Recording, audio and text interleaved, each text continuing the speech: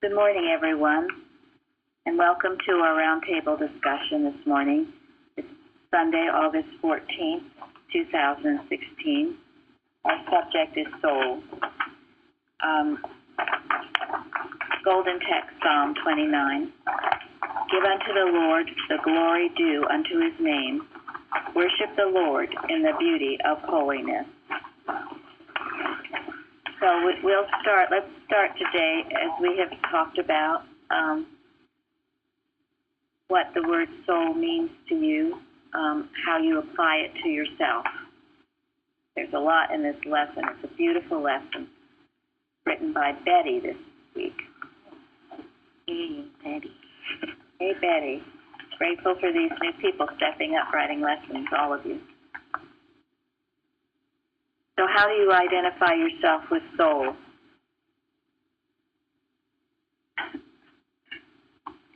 Someone told me this week they found soul difficult to understand. I find it one of the most beautiful of the synonyms.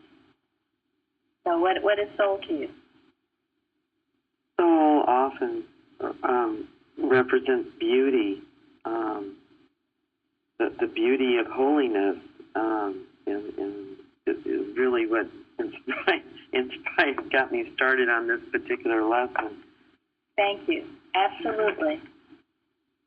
Edno Young says that that soul is all there is to the art, to the beauty of music and art. Thank you.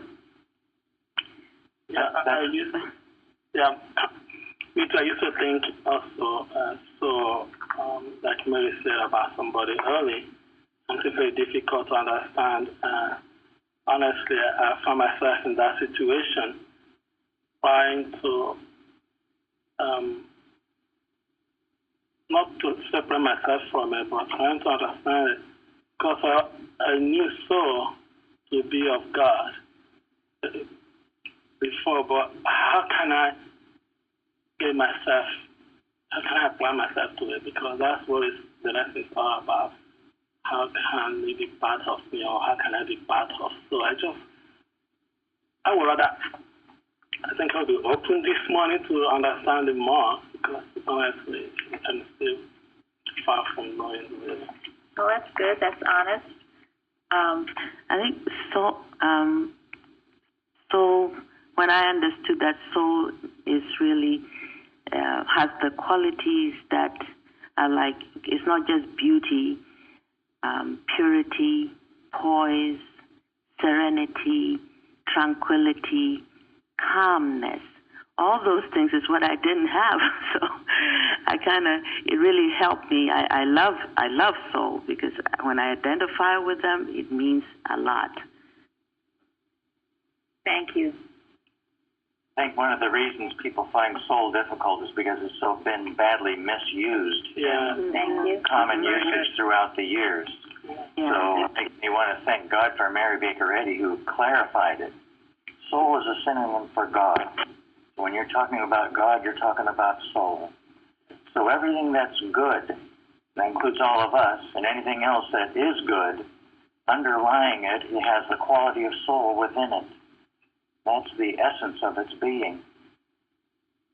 And soul to me makes me think of warmth and comfort, but it's something that's very substantial. So, which relates back to love. When you think of things like, soul, even soul music or soul food, it's something beyond the surface. Yeah, those are good examples. That's right. Soul music, a person plays with soul. Yeah, There's something with a heart. Their heart, right. It's not just some mechanical thing. Or soul food. It's really good. It has love in it. Yeah. Before I came here, I have known souls, a lot of religion, even as a Methodist child, we were never taught deeply. Maybe they don't know much about it, because you cannot teach what you don't understand. We were taught to believe that soul is something that when somebody passes away, somebody that leaves the body, and that's how it's been taught in almost every other church I've known. And that's why people don't really know it, including myself. But when I came here, when the subject was first discussed, I was paying attention to it. And Mrs. Sadie, I think she wrote something about it, that if that's the case, soul which is bigger than the body, how can it be living in a body?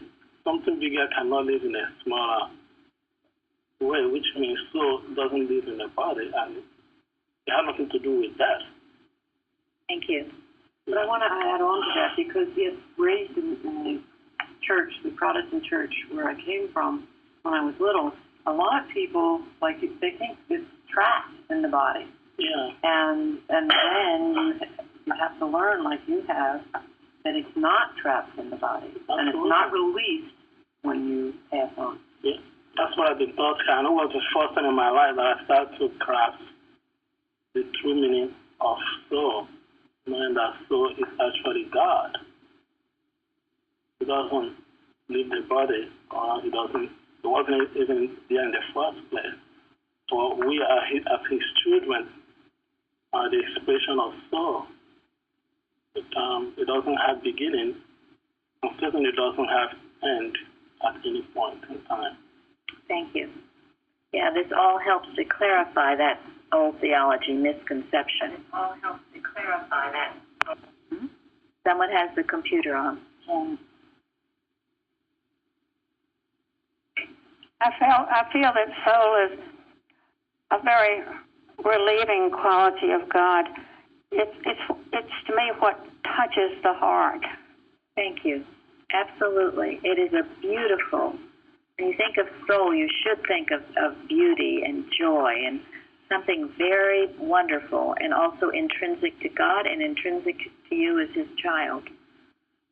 You claim the qualities that He has for yourself as His child. Go ahead. I also think of it as harmony and peace, because if a home is decorated with soul, there's a peace and a harmony that you just can't get any other way. Thank you. Gary, go ahead. Sorry. That's why it's unity. We're one with soul, and that's why, a musician can play with soul, because that is his expression. And those who are cooking food, whatever kind of food it is, soul food, any food, is comfort and love, for those to enjoy it. So it's our unity, to me, with soul. Thank you. That's beautiful. Absolutely. When you're at one with the Father, what you do will express soul. So Gary's going to read from 1937 College, which I think fairly alluded to. Go ahead.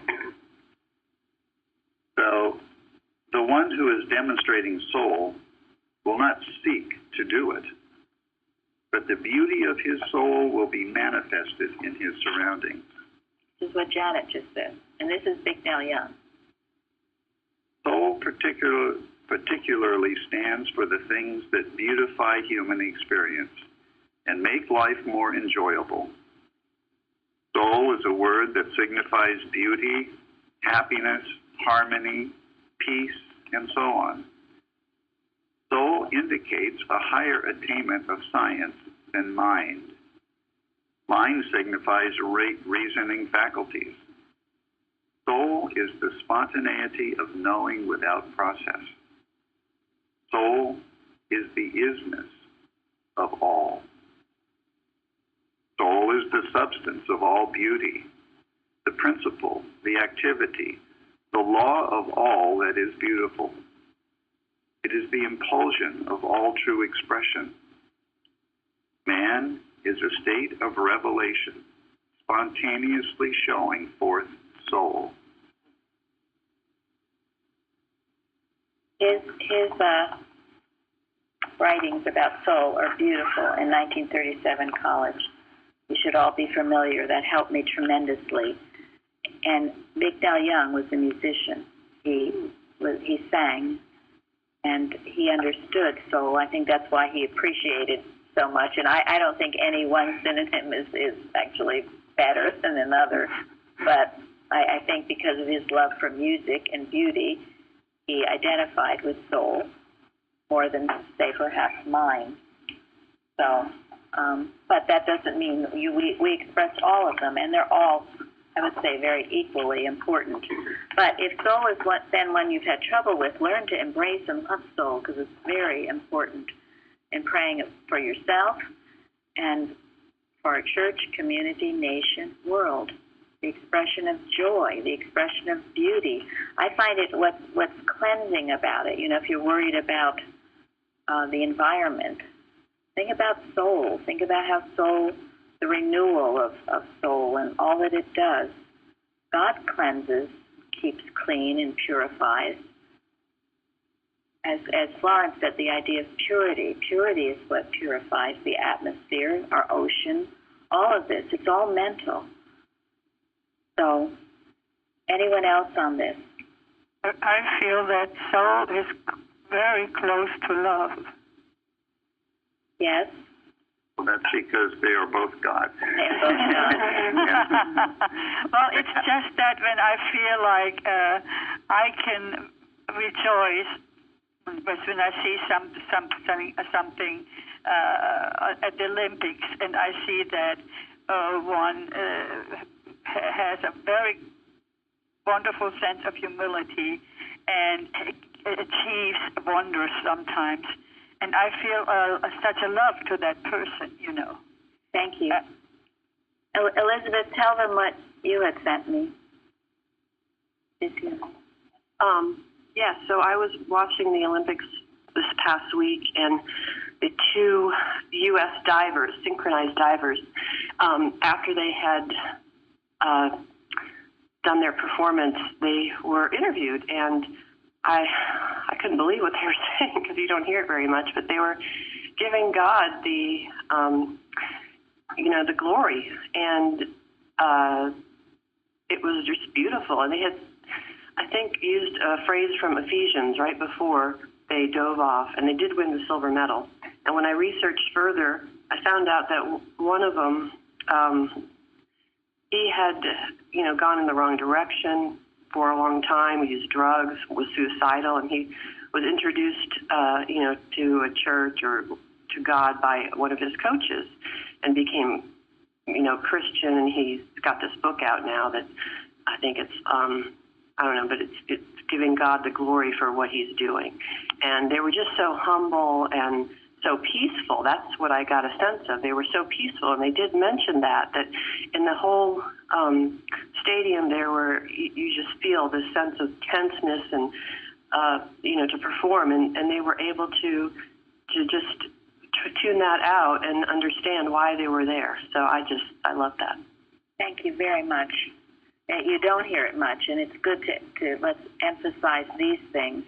I believe that one of them said, if I identified myself with diving, I would have been a mess. But he said, I identify myself with the Christ, and that's why I could do what I did, something to that effect. And so, go ahead, Florence. No, that sense of humility is really beautiful, and I've seen it many times now, more than ever. Athletes giving glory when they've won. they will just say, thank God, or something like that to the interviewer. I've seen it they're doing it more and more. It's nice to see. Thank you. Another aspect of soul is strength. It's another way of putting it might be love that's been tested, or a grace under pressure. Thank you. And we certainly saw that in the story of Ruth. It was strength that enabled her. I mean, here she was widowed, and she could have left Naomi, but it was that strength, that love, all of the combination of things that led her to remain faithful, to work out in the fields. And then finally, after a long time, this didn't happen overnight, she had a tremendous blessing, as did Naomi. They were tested and tried and came through, as we all are in one way or another.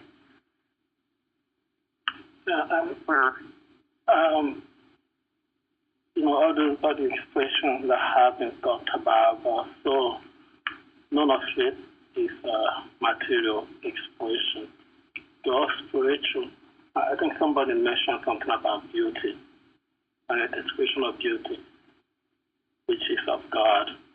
I had experience this week, which I'm still pondering. I'm very grateful, actually. It's not actually a coincidence with the lesson, actually.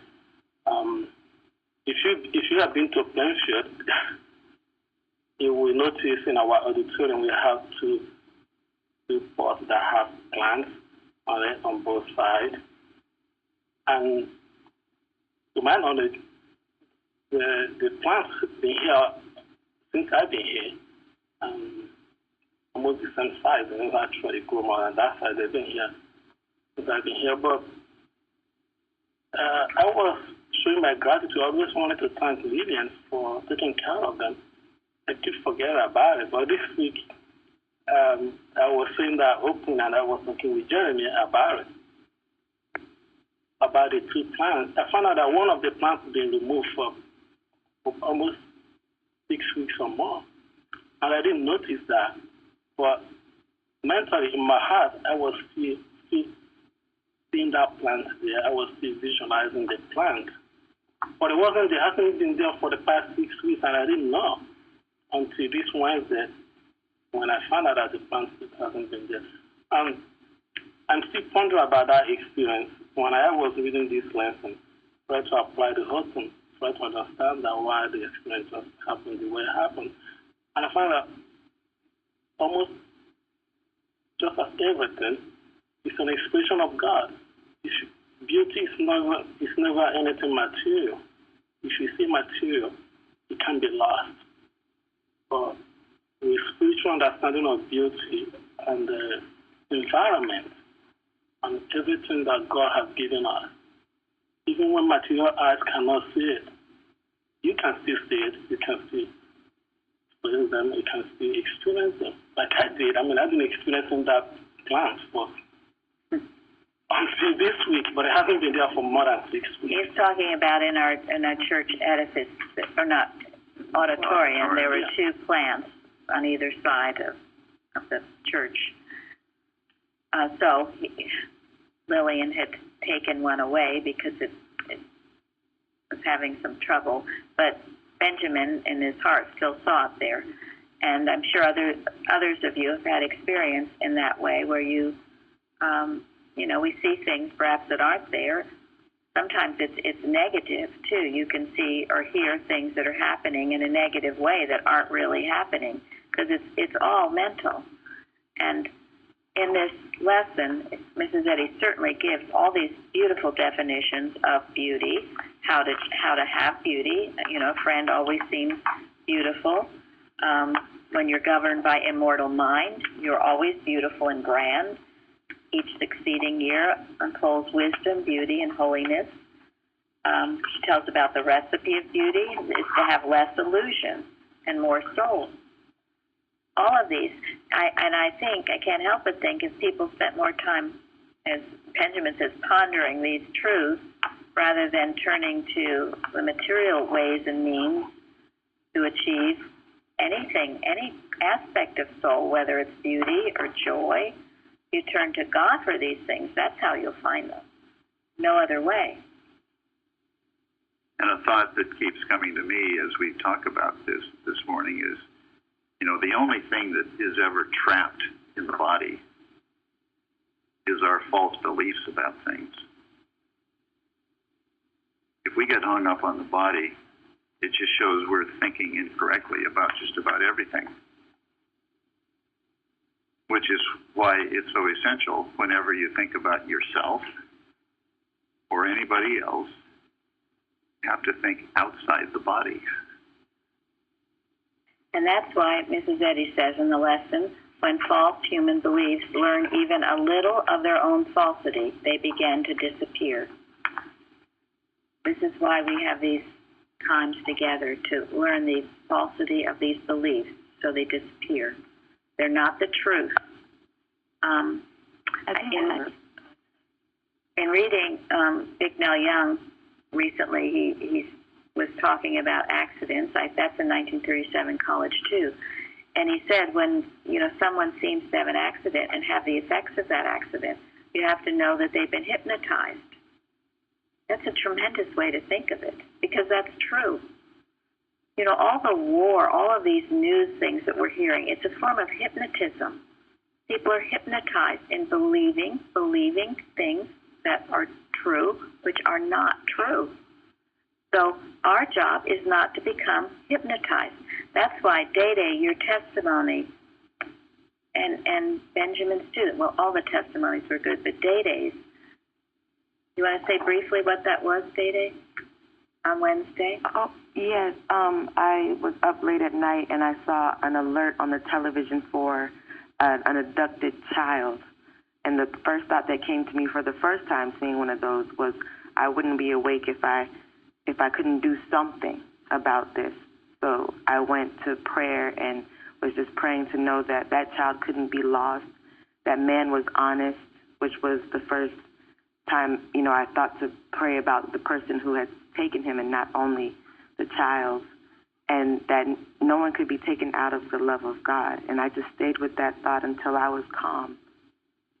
And I went to sleep, you know, and the result, the next day I did see that the child was returned to his family with no harm whatsoever. Now, that's an example of what you do when you hear these reports.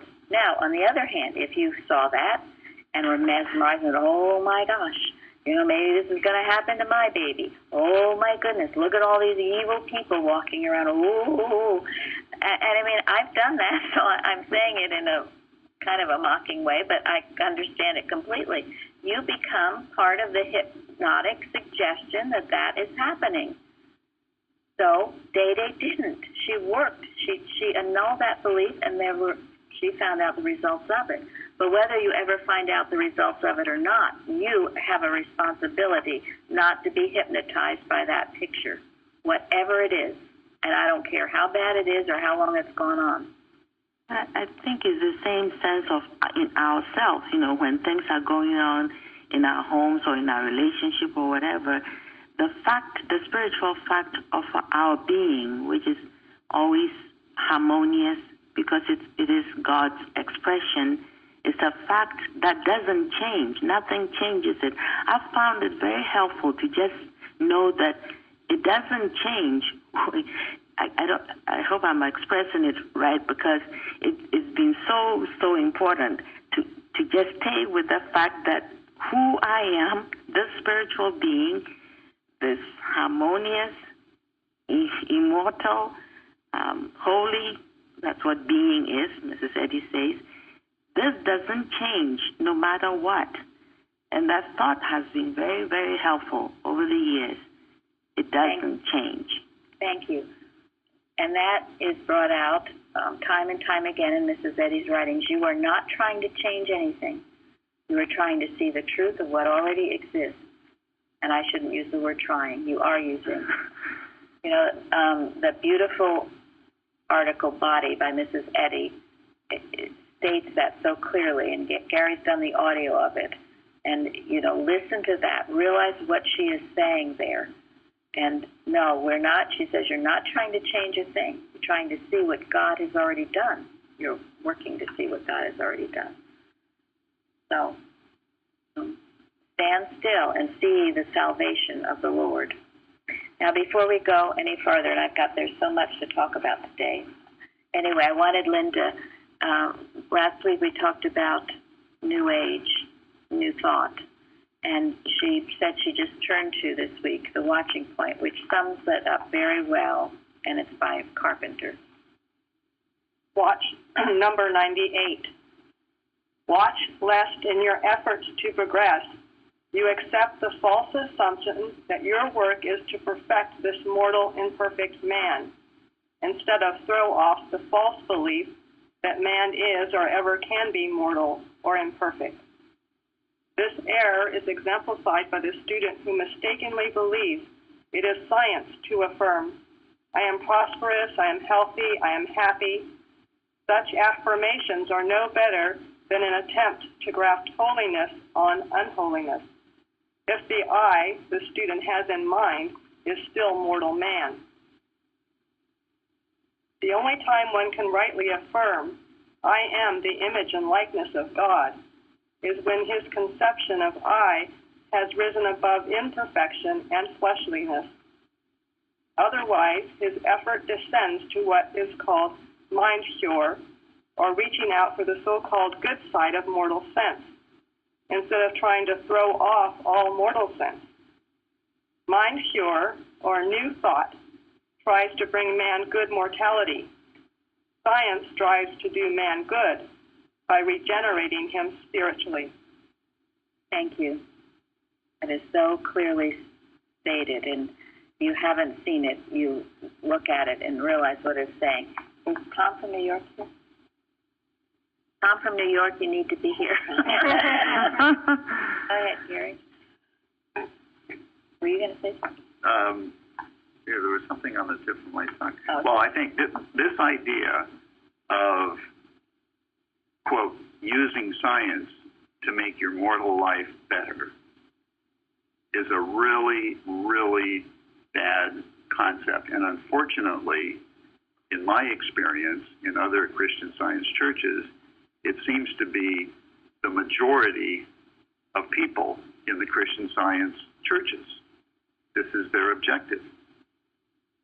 And I think it's one of the things that has led to the downfall of the Christian Science movement. It's one of the things that has given Christian Science such a bad name in the world, because that concept can't succeed.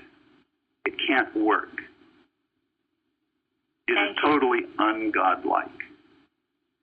And God does not prosper that wrong attitude. Thank you. Well said. That's sort of what I was looking for from Tom, too, because he has told me this, as well as others of you who have said, you know, the organization has dropped down to this level. And frankly, that's where I was, too, before I came to this church and had this huge wake-up call. You know, you just kind of, as we've talked about, use science to make your mortal existence better, rather than throwing off the mortal existence and that sense of it for the divine. Very, very important point in science. Must be understood. If I don't hear God or the scriptures in things, I'm suspicious. Okay? That's a good indication for me. Because recently someone was telling me about a sermon that was so great, but it had no God and no scriptures in it. It drops very quickly down to a human level. We've got to keep it. And now that people are even afraid to mention God or the scriptures means we have to say it all the more. Who wanted to speak? I have a question because something that I read, and I can't remember where, Mrs. Eddy says that material sense is opposed by soul being a kind of an opposite. I was thinking that in my most recent understanding of soul, that soul would be then spiritual discernment as opposed to material senses. And a letter that, or an article that Mrs. Roberts shared with me, Letter on Sight to Mary Baker Eddy, she says, when you are trying to do something that you do not understand, you say, I do not see how to do it.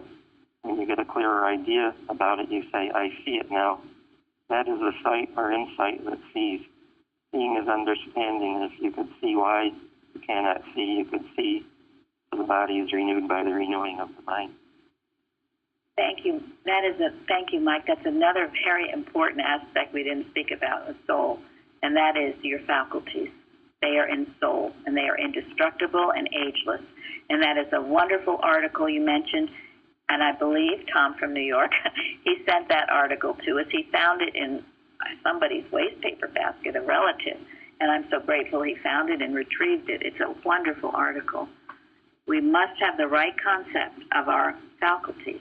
Sight, hearing, feeling, taste, touch, all of it. It's spiritual. It's not in matter. Thank you, Mike. You had asked me if I had any more input about the new thought. Yes, thank you. And so I just wanted to add two things. If anybody's interested, apparently in the third edition of Science and Health, Mrs. Eddy's husband, is it Asa Eddy? Yeah. Okay. he writes actually a introduction to it that refers to a man. I don't think he names him there, but I know it's Aaron, who he had gone through a court case with previously before that, who actually took Mrs. Eddy's writings and did the same thing that the woman did that you mentioned last week, where he didn't give her credit, and he took it as being his writing. So is this, and so he addresses it in the 3rd edition. You can check that out if you're interested. And I also thought it was interesting that it was Mrs. Eddy's students also who did the same thing again, where he published a pamphlet and used her works but took credit for it. But the one thing I wanted to add, I think that's really important, is that it's the way this new thought is permeating our world now. It's just in everything. It's in psychology, it's in the self-help, it's in all languages, but they not all languages, all types of thought. And it's even getting into atheists. They can have the same type of, they can use the new thought without using God. And it's really guised as something really good, but it's malicious. And I think that's what we have to remember, that even though it looks good or harmless, it is not harmless because it goes back to the intent, which is to take away from Mrs. Eddy and her position and her place and her work and not give her credit. So it's actually really malicious intent. And I think it's important to keep that in mind. Absolutely. Thank you very much. Good. And it will be the greatest benefit to each one of us to recognize that anything human is malicious. Anything human is malicious. Human goodness is malicious because it's human. Because human goodness will quickly turn to human hate in a heartbeat if it doesn't get its way. And there's no way to satisfy, quote, anything, human thinking, human beliefs, human desires. You can't ever satisfy them, so they will eventually turn to hate, and they will try to kill whatever is real, because that's the nature of it. It is the nature of it. And when it goes with egotism, which is the worst thing that, will bring someone down, and I read also, is the worst thing that will keep you down. So exactly. Now, this is not to denigrate human affection. Human affection, when it is proper, when it's guided by God, then it's not human, it's divine. Yeah. And that's the key, is your spiritual sense is the only way you can ever determine whether someone's coming from the divine mind or the human mind, whether something is led by God or whether there's a string attached.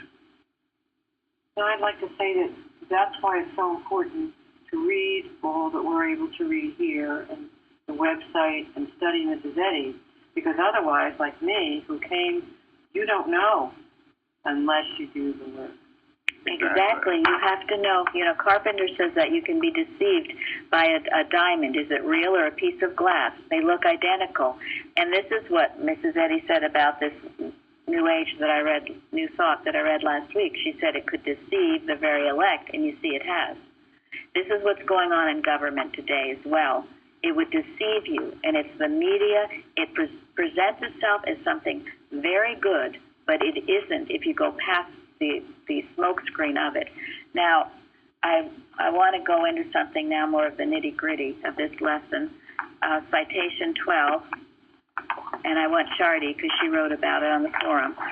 A knowledge of error and of its operations must precede that understanding of truth, which destroys error until the entire mortal material error finally disappears and the eternal verity, man created by and of spirit, is understood and recognized as the true likeness of his maker.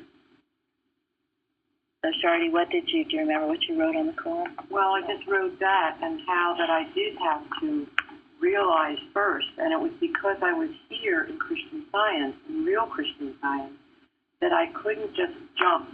That you have to realize first the beginning, the error in my own thinking.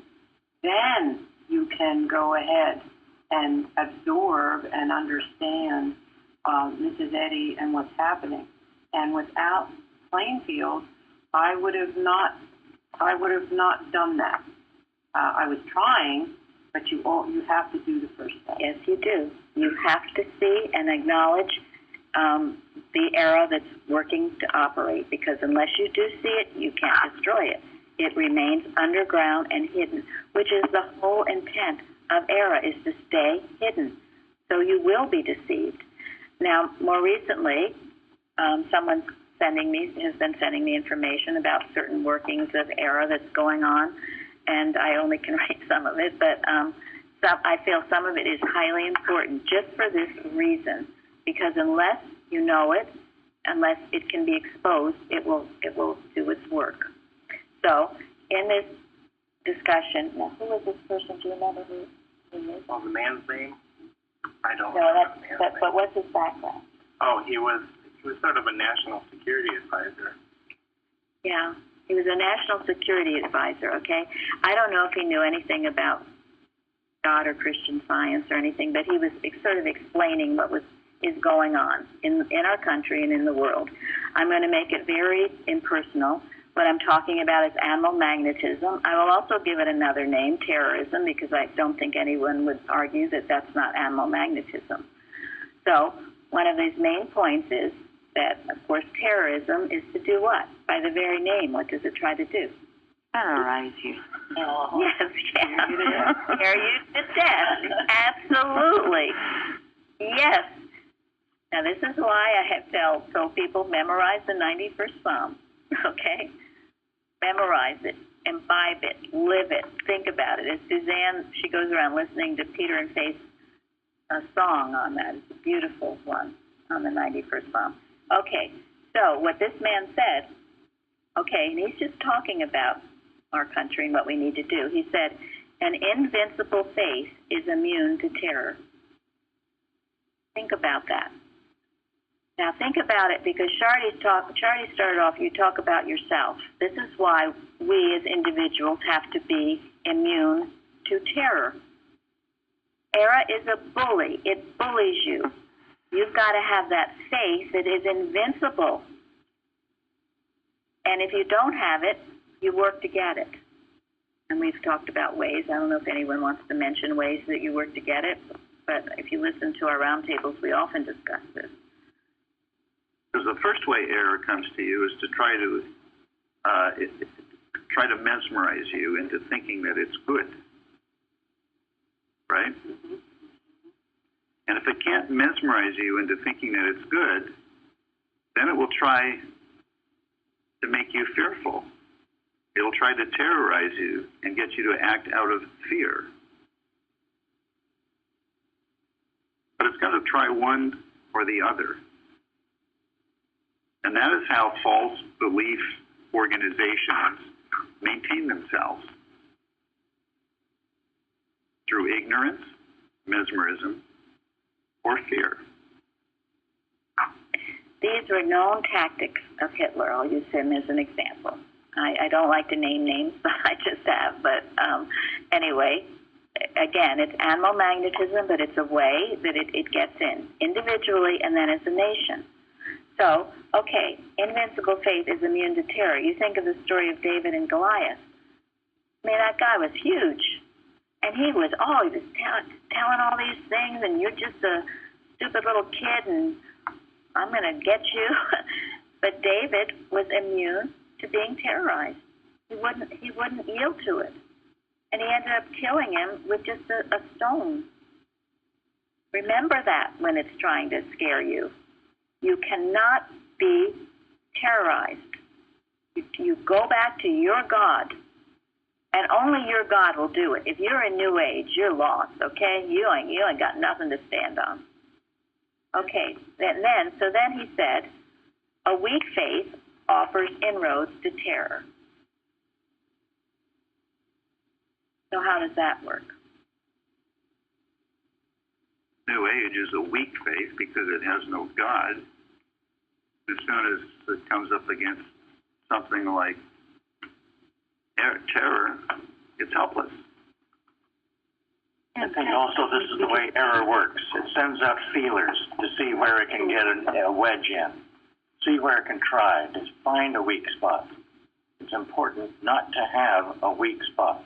It's important to be planted in the house of the Lord our God. Yes, that was good, what Bruce said in his forum. It's in the lesson, to be planted so you can't be toppled over. You're planted in the house of the Lord your God. You've got a strong roots. You're not terrorized. Your faith is strong. Don't you tell me. You see it in the history of our country. All these people standing up to error. They wouldn't take it. They fought back. Do you think political correctness is a terror? It's a tool. It is a tool. It is a tool because it doesn't want you to say what the problem is. You have to tiptoe around everything. Yes, you're not allowed to have free speech. Well, no. Political correctness is cowardice. It's pure cowardice. It's people who have no basis succumb to political correctness. People who don't give a rat's, well, people who are not politically correct. You're free to express yourself. people who are not politically correct and don't really care about political correctness are the ones who have courage. They're usually the ones, too, that are highly criticized. And they're the ones who get assailed by the media. Because they're speaking the truth, and the era does not want the truth to be exposed. So beware of political correctness, all right? But as I've said, that doesn't mean you just go around bashing people and say you're not politically correct. Mm-hmm. You have some, yes. Again, if you follow the golden rule and you go back to biblical truth, but would you call Jesus politically correct when he was talking about the no, but he had the humility of doing it with God's power only. That's the way I see it. It's God who has all the power, not man.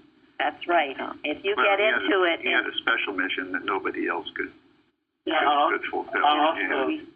I think another thing that is important here that we shouldn't miss, whether political correct or whatever one wants to say, you have to say from the standpoint that you know what you are saying. Like Mary said before, knowing the truth about this error is actually more powerful than saying and being or or whatever somebody is trying to say. But even when you don't say a word, but what you know about the error does the work.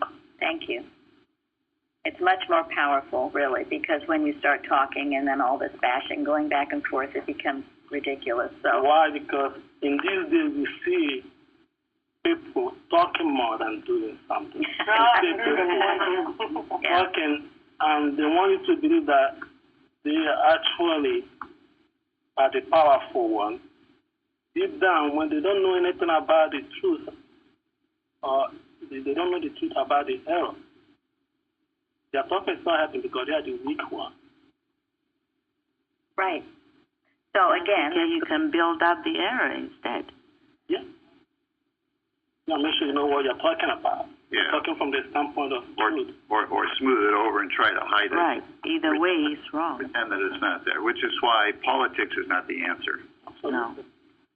But the key is that Mrs. Eddy showed she did what Christ did, was she opposed it strongly with love.